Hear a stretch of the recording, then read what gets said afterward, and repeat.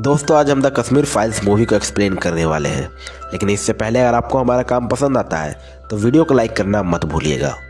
Movie की starting में हमें 19 जनवरी 1990 का कश्मीर दिखाया जाता है, जहां कश्मीर के मुस्लिम लोग टेररिस्ट के साथ मिलकर कश्मीर के हिंदुओं और कश्मीरी पंडितों का नरसंहार करते हैं। उन्हें जबरन धर्म परिवर्तन के लिए मजबूर किया जाता है। इस पूरे आतंक को मचाने वाले लीडर का नाम फारूक अहमद है। अगले सीन में एक टेररिस्ट एक बेटी और उसकी माँ को पकड़ लेते हैं और कहते हैं कि वो अपने पति को यहाँ से भागने के लिए कह दे ताकि वो लोग उनके साथ गलत कर सके। लेकिन कोई माँ अपनी बेटी के साथ गलत होते नहीं देख सकता, इसलिए वह चिल्लाने लगती है। तब वो टेररिस्ट उन्हें गोली मार देता है और सारे जम्मू कश्मीर में ऐसा ही चल रहा था। फारूक अहमद बूढ़े से लेकर बच्चे के दिमाग में हिंदुओं के प्रति नफरत भर देता है। अगले सीन में हम पुष्कर नाथ पंडित को देखते हैं, जिनकी फैमिली में उसका बेटा, बहू और 2 पोते होते हैं। एक कृष्णा जो बहुत छोटा है अभी, और दूसरा शिव जो 10 या 12 साल का है, जो क्रिकेट खेलने बाहर गया था, लेकिन बहुत देरी हो चुकी थी, वह वापस नहीं आया था। तो पुष्कर उन्हें लेने जाते हैं। वो शिव और अब्दुल जो पड़ोसी का बच्चा था, उन दोनों को लेकर जाने लगते हैं। इधर फारूक पुष्कर के घर घुसकर उसके बेटे को गोलियों से मारकर छन्नी कर देता है। तभी पुष्कर भी वहां पहुंच जाता है। फारूक खून से सनी गेहूं को उठाकर उसकी बहू से कहता है, अगर तुम्हें अपने बच्चे को बचाना है तो इसे खाना होगा। अब मूवी प्रेजेंट में आती है, जहां हम ब्रह्मदत्त को देखते हैं, जो अभी भी कश्मीर में ही रहता है। उससे मिलने के लिए कुछ लोग आते हैं और साथ ही पुष्कर का पोता कृष्णा भी अपने दादा पुष्कर की अस्थियां लेकर वहां पहुंच जाता है। कृष्णा अपने माता पिता की मौत के बारे में कुछ भी नहीं जानता था। उसे लगता था कि उसके माता पिता की मौत एक्सीडेंट में हुई थी। अब मूवी का सीन चेंज होता है और हमें कृष्णा के कॉलेज JNU में दिखाया जाता है, जहां कॉलेज के एक प्रोफेसर सारे स्टूडेंट को भड़का रहे थे कि हमें कश्मीर को आज़ाद कराना है, कश्मीर को इंडियन गवर्नमेंट से खतरा है। कृष्णा इसी बात को लेकर उसी प्रोफेसर नवोदिता से कहता है कि कश्मीर में 4000 पंडितों को भी मारा गया था। तब नवोदिता कहती है कि नहीं, सिर्फ 2000। तुम उन लोगों के बारे में भी सोचो जिनका कोई नाम भी नहीं था, वह भी तो मारे गए थे। दरअसल नवोदिता उन टेररिस्ट के बारे में कह रही थी जो पंडितों को मारते वक्त मारे गए थे। इसी तरह से बोलते बोलते नवोदिता कृष्णा को मैनिपुलेट करके अपने साइड में कर लेती है। कहानी फिर से फ्लैशबैक में जाती है, जब 1989 में पुष्कर नाथ अपने दोस्त ब्रह्मदत्त से मिलने आता है। ब्रह्मदत्त एक IAS ऑफिसर था। पुष्कर कहता है कि बहुत सारे लोगों को प्रोटेक्शन की ज़रूरत है और उसके बेटे का नाम भी लिस्ट में है। दरअसल उनके बेटे को फारूक अहमद ने हिंदुस्तान का मुखबिर बता दिया था, इसलिए वह उसे मार सकता है। यह सुनकर ब्रह्मदत्त कहता है कि वह उसके लिए सिक्योरिटी का बंदोबस्त कर देगा। अब जब ब्रह्मदत्त और पुष्कर बाजार में सब्जी खरीद कर पैसे देते हैं, तो उन्हें गांधी जी के बदले जिन्ना का नोट यानी पाकिस्तानी रुपया वापस किया जाता है। इससे पुष्कर उस आदमी से बहस करने लगता है। तब वह सब्जी वाला कहता है कि कश्मीर पाकिस्तान का है, तो यहाँ पाकिस्तानी नोट ही चलेगा। अब ब्रह्मदत्त पुलिस वाले से कहकर इस सब्जी वाले को ले जाने के लिए कहता है। थोड़ी दूर आगे जाने के बाद कुछ औरतें चिल्ला रही थी। ब्रह्मदत्त गाड़ी से निकलता है और पूछता है, तो पंडित महिलाएं उन्हें बताती है उन्हें राशन लेने से मुस्लिम महिलाएं मना कर रही है। उनके हिसाब से ये पाकिस्तान है, इसलिए यहाँ पंडित महिलाएं नहीं रह सकती। एक बच्चे के हाथ में एक पोस्टर था जिसमें लिखा था कि धर्म बदलो या भागो या मर जाओ। ब्रह्मदत्त इस पोस्टर को फाड़ देता है। अगले सीन में ब्रह्मदत्त वहाँ के CM से बात करने जाते हैं, जहाँ CM उन्हें ही जिम्मेदार ठहराते हैं कि शांति सुरक्षा देखना उसका ही काम है। ब्रह्मदत्त कहते हैं कि यहाँ मेरी बात कोई भी नहीं मान रहा, मेरे ऑर्डर को CM के लोग ही खारिज कर देते हैं। साथ ही टेररिस्टों को आपकी ही पार्टी ही फंड कर रही है। यहाँ वो देखता है कि फारूक अहमद भी CM से मिलने आया था, जहाँ उसे पता चलता है कि CM भी इन टेररिस्टों के साथ मिला हुआ है और ब्रह्मदत्त चाह कर भी कुछ भी नहीं कर सकता। अब सीन फिर से चेंज होता है और हमें कृष्णा के कॉलेज JNU को दिखाया जाता है, जहां नवोदिता कृष्णा को चुनाव में खड़े रहने के लिए मैनिपुलेट करती है, जो कहती है कि हमें टेररिस्ट से नहीं लड़ना है, बल्कि उसे ऑपरेट करने वाली गवर्नमेंट से लड़नी है, क्योंकि ये सब गवर्नमेंट ही कर रही है। इसके बाद हम कृष्णा के घर में देखते हैं, जहां कृष्णा के दादा कहीं से आते हैं और उनके हाथ में एक बोर्ड होता है जिसमें लिखा होता है कि आर्टिकल 370 हटाओ, कश्मीर बचाओ।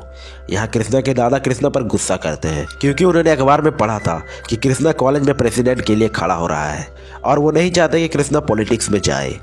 अब कहानी फिर से 1990 में जाती है, जहां पुष्कर के बेटे को फारूक अहमद ने गोली मार दी थी। इसके बाद पुष्कर अपने डॉक्टर फ्रेंड महेश को फ़ोन करके कहता है कि उसके बेटे को बहुत सारी गोली लगी है, लेकिन वो अभी जिंदा है। महेश भी वहां आना चाहता था, लेकिन तभी हॉस्पिटल में फारूक अहमद के लोग पहुंच जाते हैं, जिसमें से एक टेररिस्ट को गोली लगी थी, जिसका ब्लड ग्रुप O- था। लेकिन हॉस्पिटल में O- ब्लड ग्रुप नहीं था, इसलिए वह टेररिस्ट जबरदस्ती एक पेशेंट का खून निकालने लगता है। एक बोतल निकालने के बाद वह जानबूझकर उस पेशेंट के बहुत ज़्यादा खून निकालता है और उसे वेस्ट कर देता है, ताकि वह पेशेंट जल्दी से मर जाए। इधर पुष्कर के बेटे की भी मौत हो जाती है। अब पुष्कर की फैमिली उसकी चिता को जलाकर घर छोड़कर जाने लगते हैं। घर छोड़कर जाने में पुष्कर का जर्नलिस्ट दोस्त उसकी मदद करता है। रातों रात हजारों पंडित वहां से निकलकर भागने लगते हैं। जहां गवर्नमेंट ने उनके लिए एक कैंप लगाया था। कहानी फिर से प्रेजेंट में आती है, जहां पुष्कर के सारे दोस्त एक दूसरे को कोस रहे होते हैं और लड़ रहे थे। कहानी वापस फ्लैशबैक में जाती है, जहां पुष्कर और उसकी बहू कैंप में बैठी होती है, लेकिन उनके पास खाने के लिए कुछ भी नहीं था। अगली सुबह ब्रह्मदत्त और कश्मीर के होम मिनिस्टर उस कैंप में आते हैं और उनकी दिक्कतों को सुनते हैं, लेकिन कोई खास मदद नहीं करते और कहते हैं कि रिफ्यूजी है तो इतनी कठिनाई झेलनी पड़ेगी। तभी पुष्कर वहां एक बोर्ड में रिमूव आर्टिकल 370 लिखकर खड़ा होता है, जिसे कुछ भी दिखाई नहीं दे रहा था क्योंकि उसकी आंखों की रोशनी कमजोर हो गई थी, जिससे वो अपने दोस्त ब्रह्मदत्त को भी पहचान नहीं पाता। ब्रह्मदत्त पुष्कर की बहू के पास जाता है और उन्हें दिलासा देता है कि वह उनके लिए जरूर कुछ करेंगे। अब सीन फिर से चेंज होता है और हमें पुष्कर नाथ के आखिरी समय को दिखाया जाता है, जब वो हॉस्पिटल में अपनी आखिरी सांसें गिर रहे थे। तब वो कृष्णा से कहते हैं कि मेरे अस्थियों को मेरे घर जम्मू कश्मीर में ले जाना और उस घर में बिखेर देना और मेरे दोस्तों को भी साथ ले जाना। इसके बाद कृष्णा अपने कॉलेज जाता है और वो निवेदिता से कहती है कि मेरे दादाजी की मौत हो चुकी है और मुझे उनकी अस्थियों को लेकर कश्मीर जाना होगा। निवेदिता कहती है कि यह अच्छा आइडिया है, तुम्हें वहाँ जाकर रियल हालात को शूट करने हैं, क्योंकि वहाँ इंटरनेट नहीं है तो लोग वहाँ कैसे रह रहे हैं।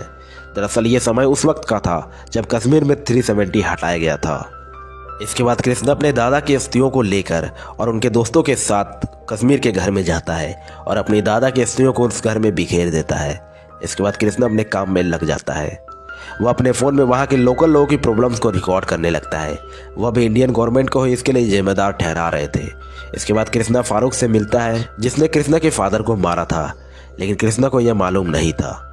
यहाँ फारूक कृष्णा के दिमाग में और भी झूठी झूठी बातें भर देता है कि तुम्हें पता नहीं कि तुम्हारे पेरेंट्स को किसने मारा। फारूक बताता है कि कोई और नहीं बल्कि इंडियन आर्मी के फौजियों ने ही मारा था। यह सुनने के बाद कृष्णा के दिमाग खराब हो जाता है। वह वापस ब्रह्मदत्त के पास आता है और उनसे बहस करने लगता है कि उनकी पेरेंट्स और भाई को इंडियन आर्मी ने ही मारा था। अब ब्रह्मदत्त कृष्णा को एक फाइल देता है जिसमें सब कुछ लिखा होता है कि आतंकवादियों ने कैसे जम्मू कश्मीर में कितने कितने लोगों को मारा था, जिसमें उसके पेरेंट और भाई भी शामिल थे। कृष्णा यहाँ से सीधे कॉलेज जाता है, जहाँ निवेदिता सारे कॉलेज स्टूडेंट को इकट्ठा करके लेक्चर दे रही थी और इसके बाद कृष्णा को स्पीच देने के लिए बुलाती है। अब कृष्णा अपने लेक्चर में जम्मू कश्मीर को प्राचीन काल से ही भारत का पार्ट बताता है और भारत से जुड़े रहने की बात करता है।